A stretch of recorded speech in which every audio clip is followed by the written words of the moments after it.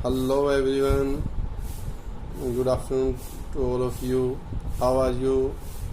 Hoping all you fine at home and learning a lot. Okay. Now today's topic is fire and ice. Another poem or poem number 2. ये दूसरी poem है 10th के syllabus में। और first जो आपने the dust of snow पढ़ी थी कल, जो हमने पढ़ाई थी। अब नेक्स्ट पोइम है फायर एंड आइस। अब जो फायर एंड आइस है, मैंने पहले आपको बताया था रॉबर्ट फ्रॉस्ट बताया था। अमेरिकन, काफ़ी फेमस अमेरिकन पोइट है और काफ़ी सिंपल लैंग्वेज है इनकी। वर्ड्स मीनिंग ज़्यादा मुश्किल नहीं है। रियलिस्टिक पोइट है, रियलिटी के बारे में लिखते हैं और काफ़ी इजी लैंग्वेज है जिसको अंडरस्टैंड करना काफ़ी आसान है, लेकिन रियलिटी बेस्ड है, रियलिटी के बारे में ज़्यादा लिखते हैं। तो एक जो आपने पोइम पढ़ी थी कल, वो काफ़ी सिंपल थी। इसी तरह ये भी काफ़ी छोटी और सिंपल है। उसी प्रकार से इस पोइम को भी 2 या 3 बार रिसाइट करूँगा, उच्चारण करूँगा, अच्छी तरह प्रोनाउंस करूँगा। आपको ध्यान से देखना है, बुक खोल के साथ साथ पढ़ना है, डिफ़िकल्ट वर्ड्स को अंडरलाइन करना है और फिर जो चीज़ें आपको करवाई जाती हैं वो अपनी कॉपी में इनको नोट कर सकते हैं। स्टार्ट करते हैं आज की पॉइंट। सबसे पहले आइडियल रेसिटेशन। अब देखिए बहुत कम टाइम में, अब देखो मैं कैसे पढ़ देता हूँ इसको। Some say the world will end in fire, some say in ice. From what I tasted of desire, I hold with those who favor fire. But if it had to perish twice, I think I know enough of it to say that for destruction ice is also great and would suffice. Clear? अब थोड़ा रुक के आप बच्चों के level पर जाकर बताते। Some say the world will end in fire, some say in ice. From what I have tasted of desire, जो कोमा लगा के VE लिखा हुआ है, ये have है। I hold with those who favor fire। वैसे फेवर की स्पेलिंग अलग होती है, लेकिन पोइट को इतनी फ्रीडम होती है कि वो अपनी फ्रीडम के अकॉर्डिंग वर्ड्स को लिख सकता है। I hold with those who favor fire, but if it had to perish twice, I think I know enough of hate to say that for destruction ice is also great and would suffice। अब इसको would बोल देते हैं बहुत सारे बच्चे, ये होता है would, क्लियर, और ये है suffice। अब इसको वर्ड बाय वर्ड देखते हैं, क्लियर। स्टार्ट करते हैं। देखिए पहले बात करते हैं टाइटल की। Fire and ice. फायर सबको पता है, आग, आइस बर्फ। अब टाइटल देखो कितना छोटा और कितना इंटरेस्टिंग है। अब देखते हैं आगे।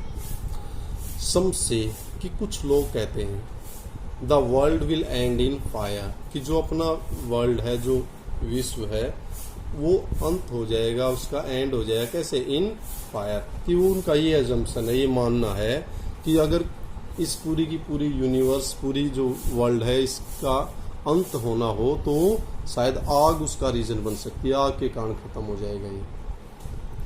सम से इन आइस, लेकिन सब उसमें उसके फेवर में थोड़ा ना, सब उसके यूनानिमस कह देंगे हाँ भाई आग में ही होगा। अब कुछ लोग क्या कहते हैं? सम से इन आइस। कुछ लोग कहते हैं नहीं भाई फायर से नहीं होगा, ये कैसे होगा? बर्फ से शायद, अगर एंड होगा वर्ल्ड का तो बर्फ से होगा। अब पोइट ने दोनों तरह की बातें बता दी हैं। कुछ लोग कह रहे हैं फायर से होगा, कुछ लोग कह रहे हैं आइस से। क्योंकि अब देखा होगा आपने, अब ग्लोबल वार्मिंग और ये चीजें बढ़ रही, तो इसका मतलब फायर और आइस क्या है? अब आपने देखा अंटार्कटिका, और वो जितना समुद्र में पानी, उससे कई गुना बर्फ है। ऑस्ट्रेलिया जैसे हिमखंड हैं जिनको आइसबर्ग बोलते हैं, तो अगर वो पिघल जाए तो तब भी पृथ्वी सबमर्ज हो जाएगी, डूब जाएगी। तो अब कुछ लोग मानते हैं भाई आग से, कुछ कहते हैं पानी अर्थात बर्फ से। अब हमारा पोइट क्या कहता है? From vote I have tested of desire, कि जो मेरी विश है, जो इच्छा है ना, वो क्या कह रही है कि जो मैंने अपनी डिजायर से, इच्छा से टेस्ट किया है, जांचा है, परखा है, अनुभव किया है, आई होल्ड विद दोज, कि अगर मेरे को कहना पड़ा भाई आप कौन सी साइड में हो, किसके फेवर में हो, तो I hold with those who favour fire, तो मैं तो उन लोगों के पक्ष में चला जाऊंगा जो फेवर, किसके फेवर में है, फायर, आग के पक्ष में। इसका मतलब पोइट क्या मानता है कि पोइट की ये इच्छा है कि मैं तो उन लोगों के साथ हूं जो कहते हैं कि इस वर्ल्ड का जो एंड होगा वो आग से होगा, अर्थात मैं तो आग वाले जो लोग कह रहे हैं ना आग से एंड होगा, उनके फेवर में, उनके पक्ष में हूं। But if it had to perish twice, perish होता है नष्ट होना, डिस्ट्रॉय हो जाना, क्या होता है पेरिस, डिस्ट्रॉय होना, नष्ट होना। हिंदी या इंग्लिश जैसे भी आपको अच्छा लगे वो आप लिख सकते हैं। कि अगर इसका दो बार, एक बार यूं कहते भाई एक बार तो चलो आग से, दूसरी बार किससे होएगी, तो ये कहता है अगर इट हैड टू, इसको दोबारा फिर नष्ट होना पड़ता है, फिर किससे, I think I know enough of hate, तो मैं सोचता हूं और मैं जानता भी हूं, एनफ पर्याप्त रूप से, बिल्कुल उपयुक्त जानता हूं, क्या जानता हूं, ऑफ हेट, कि जो इंसान के अंदर क्या है, हेट, ईर्ष्या, द्वेष, जेलसी, ये सारी चीजें हैं।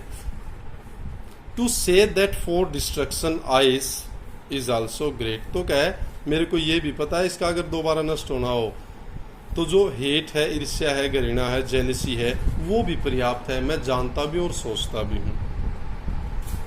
टू से, ये कहने के लिए, that for destruction ice is also great, कि विनाश के लिए जो बर्फ है वो भी काफी ग्रेट है, महान है, बड़ा फैक्टर है, अर्थात आग से भी हो सकता है और बर्फ से भी हो सकता है। दोबारा अगर होगा तो बर्फ से, और बर्फ वो क्या कह रहा है कि अब जो क्या है हेट, कि लोगों के अंदर ईर्ष्या, द्वेष बहुत ज्यादा हो चुका है, वो काफी डेंजरस है इन दोनों से भी। अब इसका मतलब ये क्या कह रहा है, दोबारा अगर होना तो जो ईर्ष्या, द्वेष, अब कोई किसी के साथ लड़ाई कर रहा है, किसी के साथ वर्ल्ड वार, इस तरह की घटनाएं हो रही हैं, कोई कह रहा है चाइना से हमें खतरा है, कोई पाकिस्तान से, कि विश्व में कोई इजराइल कुछ कर रहा है, कोई साउथ कोरिया, नॉर्थ कोरिया, इसी तरह, तो क्या है, हेट भी खत्म कर देगी एक दूसरे को। फिर ये कहता है कि एक विनाश के लिए तो कह रहा है कि आइस भी ग्रेट है, एंड वुड सफिस, और ये भी पर्याप्त रहेगी। ये सफिशिएंट से बढ़ के बनाया वर्ड, अपनी पोइटिक डिवाइस पूरी करने के लिए, पोइटिक रिदम पूरी करने के लिए पोइट ने सफिस। क्लियर हो गया है पोइम, कोई डाउट? अब जो मैं फर्स्ट कोई भी पोइम करते हैं तो सबसे पहले क्या कहते हैं, name of the poem is fire and ice, fire का एफ बड़ा और आइस का आई, इन्वर्टेड कॉमास। क्लियर भाई? Name of the poet is, poet का नाम रॉबर्ट फ्रॉस्ट, ये याद भी रखना क्योंकि एक नंबर पक्का हो जाएगा ये अगर आप ऐसे याद रखते हैं।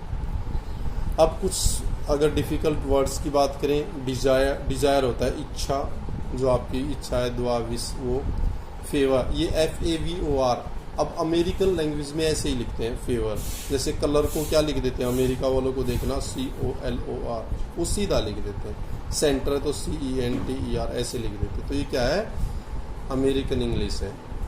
अब यहाँ अपनी इंग्लिश क्या है, फेवर, पक्ष में, FAVOUR। कलर को कैसे लिखते हैं, COLOUR, सेंटर को CENT, ये अलग से नॉलेज आपको दे रहा हूँ, टीचर्स के लिए भी यूजफुल है।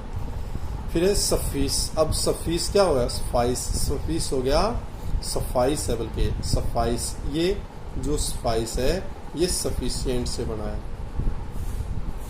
सफिशिएंट है, पर्याप्त। फिर था पेरिस, नष्ट होना, डिस्ट्रॉय हो जाना, एनफ, पर्याप्त। फिर नेक्स्ट था हेट, ईर्ष्या, नफरत, डिस्ट्रक्शन, विनाश, टू डिस्ट्रॉय एनीथिंग। अब ये पोइम आपने अच्छी तरह वर्ड मीनिंग्स भी देख लिए हैं, पूरी पोइम को 2 या 3 बार आइडियल रेसिटेशन भी दे दिया गया है। फिर भी कोई डाउट है तो आप कमेंट बॉक्स में जाएं, वहां डालें, और कोई भी क्वेरी है आप मेरे से पूछ सकते हैं। फिर जो हमने पहली पोइम में किया था, अब बात करते हैं राइम स्कीम। किसकी बात करते हैं, राइम स्कीम की, पोइम की राइम स्कीम क्या है।